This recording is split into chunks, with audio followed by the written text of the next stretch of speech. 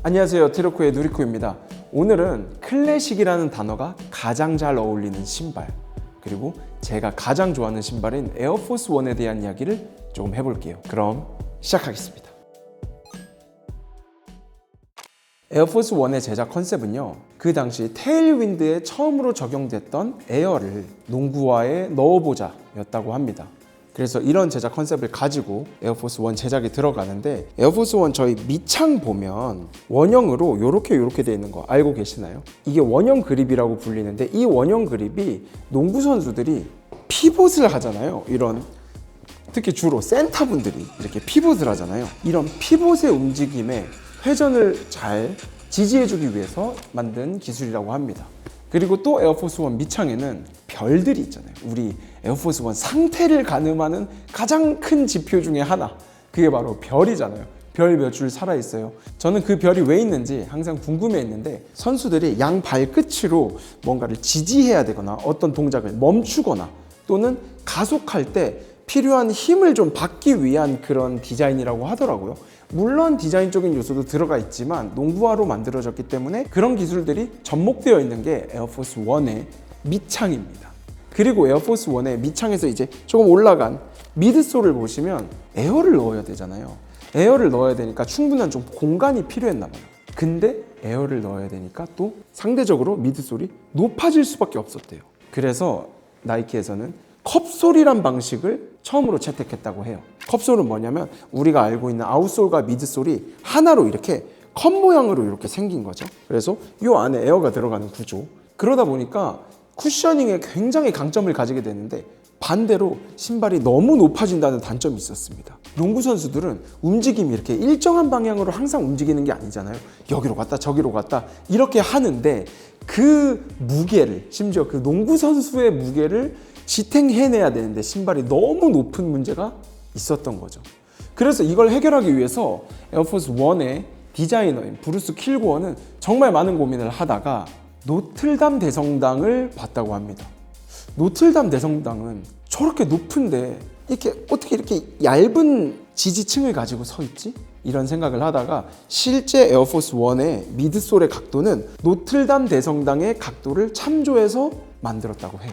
그럼 저희가 지금 밑창을 봤고, 그 밑창보다 조금 더 우리가 굽이라고 부를 수 있는 부분을 살펴봤다면, 그 위에 있잖아요. 이렇게 나이키가 그려져 있는 에어포스 1의 실루엣은 나이키 최초의 트래킹화가 있습니다. 나이키 어프로치라는 신발이 있는데, 그 신발에서 영감을 받아서 디자인을 했다고 합니다. 그리고 그 위에는 농구 선수들의 발목의 안전성을 담보하기 위해서 스트랩을 달았습니다. 여기서 알 수 있는 점, 에어포스 1의 첫 번째 발매는 하이 모델이었습니다. 이제 신발을 만들었죠. 그럼 이제 이름을 지어서 세상에 내보내야 됩니다. 저도 열심히 찾아봤는데 왜 에어포스라고 지었는지에 대한 이유가 정말 명확하게 나와 있는 곳이 잘 없더라고요. 그거와 관련한 설을 몇 개 소개해드리면, 에어포트라고 지을 뻔했다 라는 설이 있다고 합니다. 에어포트, 이제 공항이잖아요. 제가 생각해보면 어떤 점에서 착안을 한 것 같냐면, 에어포트는 비행기가 위로 뜨는 곳이잖아요. 농구 선수들이 난다라는 표현 많이 쓰잖아요. 그래서 아마 그런 의미에서 에어포트라고 했지 않았을까. 그러다가 결국엔 에어포스가 됐다, 이런 설도 있고, 에어포스 1은 미국 대통령이 타는 비행기잖아요. 최고를 태우는 신발이라서 에어포스라고 이름을 지었다는 설도 있습니다. 그런데 어찌 됐건 간에 이 에어포스라는 신발은 뭔가를 날게 해준다는 뉘앙스가 강했던 것 같아요. 그도 그럴 것이, 우리 초기에 에어포스 1의 광고를 보면 신발이 이렇게 떠 있는 광고가 굉장히 많았거든요. 그래서 확실히 이 농구 선수가 이렇게 날아간다 라는 의미에 굉장히 중점을 두지 않았나, 그렇게 생각합니다. 이렇게 첫 번째 에어포스 1 하이 모델이 발매를 하게 되는데, 에어포스 1 하이의 발매가는 89.95불이었대요. 지금으로 따져도 한화로 계산하면 12만 원 정도 하지 않나요? 상당히 비싼 신발이었습니다. 그도 그럴 것이, 어떻게 보면 에어라는 것을 농구와 접목시켜서 나이키가 그때 가진 최고의 테크놀로지를 집약시켰기 때문에 그 정도 가격이 되지 않았나, 그렇게 생각합니다. 에어포스 1이 처음 나왔을 때만 해도 신발 하나를 꾸준히 생산한다 라는 말은 나이키에는 원래 없던 거였대요. 그래서 신발 하나를 만들면 잘 팔리면 한 2, 3년 두고, 잘 안 팔리면 한 1년, 2년 정도면 단종하는 게 너무 당연한 수순이었다고 합니다. 그리고 에어포스 1도 그것과 마찬가지로 이미 이름에서 알 수 있잖아요. 1 그러면 2가 있다. 이제 3도 있겠죠. 그런 것처럼 에어포스 1은 우리는 한 2년 팔고 단종시킬 거야, 이런 생각이었다고 해요. 그리고 실제로 단종을 했다고 합니다.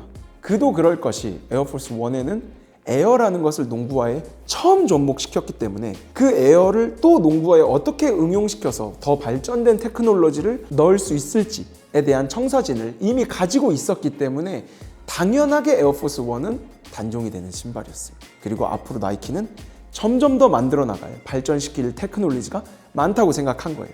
그래서 에어포스 1은 1982년도에 생산을 시작하고 1984년도에 단종이 됩니다.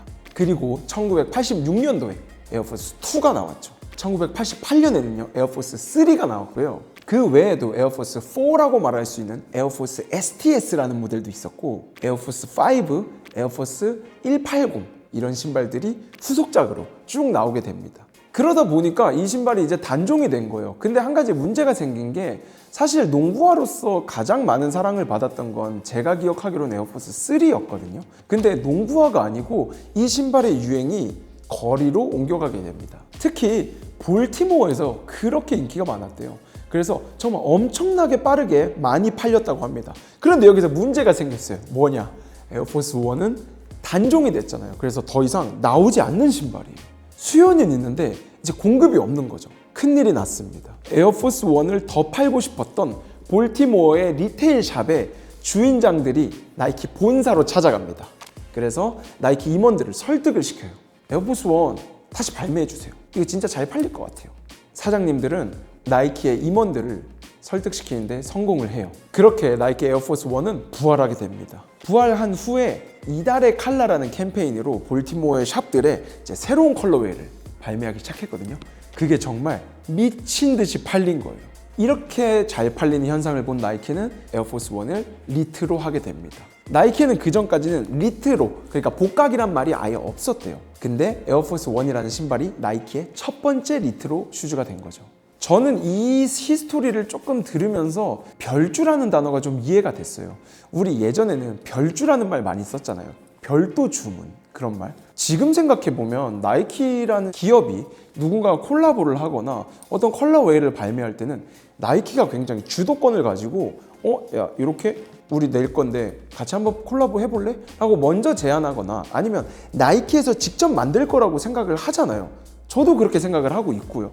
그런데 그때는 별도 주문 방식이 바로 이런 거였던 거죠. 물건을 팔 사람, 리테일러가 찾아가서 얘기를 하는 겁니다. 우리 이런 신발 만들어줘라. 그래서 과거를 보면 볼티모어 샵들의 별주 모델도 있지만 뭐 풋라커 별주 이런 모델들도 있잖아요. 그래서 저는 이 현상을 보고 별주라는 단어를 조금 더 이해할 수 있게 되더라고요. 볼티모어가 꺼질 수도 있었던 에어포스 1의 불꽃을 다시 살린 동네라면 에어포스 1의 전성기를 이끌었던 동네는 또 따로 있습니다. 바로 뉴욕의 할렘입니다. 90년대 후반 2000년으로 넘어감에 따라 할렘에서는 힙합이라는 음악이 완전히 주류 문화로 자리를 잡았어요. 그런 그들의 패션과 너무나도 잘 어울렸던 에어포스 1은 할렘에서 정말 엄청난 인기를 얻게 됩니다. 어느 정도 인기가 있었냐? 사실 할렘의 1통 신발 있죠. 1짱 신발, 짱 신발. 짱 신발은 업타운이라고 불린대요. 이 신발은 업타운에 가야 구매할 수 있어 라는 의미와 이 신발이 업타운의 왕이다 라는 두 가지 의미를 가지고 있다고 하는데요. 이 에어포스 1이 업타운이라는 타이틀을 굉장히 오래 차지했습니다. 사실 그 전에도 업타운이라고 불리는 신발이 있었거든요. 그 신발은 바로 프로케즈라고 해요. 그래서 그들이 즐겨 입는 아웃핏에 에어포스 1은 정말 잘 맞는 신발이었고, 그리고 그들의 아웃핏 자체를 에어포스 1에 어울리게 만들려고 바꾸기도 했죠. 그리고 그 당시에 또 유행했던 양식 중에 하나가 에어포스 1을 커스텀을 하는 겁니다. 근데 커스텀이 뭔가 그렇게 엄청나게 독창적인 느낌이라기보다는 하이엔드 브랜드들 있잖아요. 버버리, 루이비통 이런 것들의 가죽을 에어포스 1에 덧대서 입는 스타일도 엄청나게 많이 유행을 했었죠. 그런데 사실 이렇게 생각해보면 조금 의문인 점이 하나 있어요. 에어포스 1의 발매가는 지금 생각해도 신발 하나에 12만 원이면 굉장히 저렴하다고 할 수 없잖아요. 근데 그 시기는 그 정도 가격이면 굉장히 비쌌단 말이에요. 그런데 상대적으로 할렘의 소득 수준은 그렇게 높은 동네가 아니었습니다. 근데 어떻게 그렇게 할렘에서 불티나게 유행을 할 수 있었을까? 이것과 관련해서 제가 컴플렉스에서 좀 흥미로운 기사를 발견했는데, 바로 약을 파는 사람들이 유행을 주도했다. 약을 파는 사람들은 불법적인 일로 돈을 많이 벌었기 때문에 그 사람들은 에어포스 1을 사고 에어포스 1을 커스텀할 수 있는 능력을 가지고 있었다. 돈을 가지고 있었다. 그렇기 때문에 나이키는 별로 좋아하지 않지만 사실 에어포스 1의 할렘에서의 성공은 약을 파는 사람들에 의해서 되었다. 이런 재밌는 의견이 있더라고요. 2000년 중반에 접어들면서 에어포스 1은 정말 힙합과는 이제 뗄래야 뗄 수 없는 관계가 됩니다. 심지어 넬리가 에어포스 1이라는 신발을 예찬하는 에어포스 1이라는 노래를 내게 돼요. 이 노래는 노래 자체도 선풍적으로 인기를 끌었고요. 그래서 이 노래의 성공과 함께 에어포스 1의 인기도 덩달아 상승하게 됩니다. 그리고 에어포스 1은 점점 더 클래식으로 자리를 잡아가죠. 나이키가 에어포스 1을 이 신발은 우리의 클래식입니다 라고 확실하게 보여주기 위해서 프로모션 음원을 만듭니다. 카니에 웨스트, 나스, DJ 프리미어, KRS-One, 라킴이 같이 함께한 클래식이라는 음원도 나와요. 제가 이걸 좀 찾아보려고 에어포스 1을 신은 셀러브리티들, 래퍼들을 좀 검색을 해봤거든요. 근데 안 신은 래퍼를 찾는 게 빠르더라고요. 근데 안 신은 래퍼조차도 찾기가 굉장히 어려웠습니다. 심지어 그 예전에 유행했던 밈 같은 게 있거든요. 닥터 드레의 집에 가면 에어포스 1이 요일별로 신는 에어포스 1 화이트가 탁탁탁 신발장에 진열되어 있는 그 모습. 그렇게 에어포스 1은 래퍼들의 엄청난 사랑을 받았었습니다. 2008년, 2009년이 되면서 힙합씬에 조금 변화가 생기기 시작합니다. 일단 기본적으로 힙합의 인기가 이전과는 상대적으로 조금 시들해졌고, 많은 힙합 아티스트의 바지통이 좁아지기 시작했어요. 그리고 전 세계적으로도 하이엔드 브랜드의 유행이 오면서 뉴스쿨 힙합 스타일들이 조금씩 사라지게 됩니다. 그러면서 에어포스 1은 상대적으로 하입이 조금 가라앉게 돼요. 그런데 재밌는 건 사실 에어포스 1은 죽은 게 아니었죠. 이때부터 점점 더 스테디셀러가 되어갑니다. 바로 올 화이트 모델과 올 블랙 모델을 중심으로. 그리고 물론 올 화이트와 올 블랙만 유행했던 건 아니에요. 크고 작은 콜라보레이션도 계속 나오고 있었습니다. 하지만 조금 이런 느낌이 있었죠. 에어포스 1을 신는다는 거는 나 오늘 진짜 한번 뭐 부릴 거야가 아니고, 난 이런 기본템을 가지고 있어 라는 느낌이 조금 더 강해졌던 시기였거든요. 그런데 2010년대가 되면서 다시 힙합의 유행이 새로운 흐름으로 찾아오게 됩니다. 바로 트랩이라는 음악이잖아요. 이 트랩이라는 음악이 유행을 하면서 바지통 자체는 사실 더 넓어지지 않았어요. 굉장히 스키니한 진에 에어포스 1 화이트를 멋들어지게 신고는 했어요.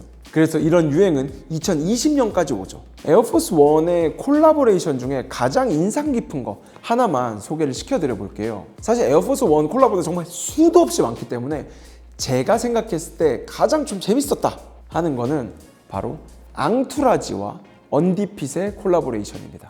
앙투라지는 HBO라는 방송국에서 방영했던 미국 드라마예요. 미드예요. 근데 그 앙투라지의 특정 에피소드를 보면요, 이 에어포스 1이라는 신발 이야기가 나옵니다. 거기서 등장했던 두 개의 신발이 있거든요. 그 신발은 바로 앙투라지 언디핏 에어포스 1 로우 후키자마라는 모델입니다. 그 에피소드를 보면 두 가지 모델이 나와요. 첫 번째 모델은 유니버시티 블루의 색상이고, 두 번째 모델은 골드 모델이거든요. 이 둘 다 정말 엄청나게 소량이 생산이 됐습니다. 그리고 이 골드 컬러는 세계에서 좀 유명한 수집품 브로커 회사가 있거든요. 거기서 가치를 매기기로는 6만 달러에서 9만 달러 정도의 가치가 있을 것이다. 그러니까 8,600만 원 정도에서 한 1억 3천만 원 정도의 가치가 있다라고 책정을 했다고 합니다. 에어포스 1에 대한 얘기는 사실 밤새도록 할 수도 있을 것 같아요. 오늘도 컨텐츠 봐주셔서 감사드리고요. 다음 시간에 뵙겠습니다. 고맙습니다.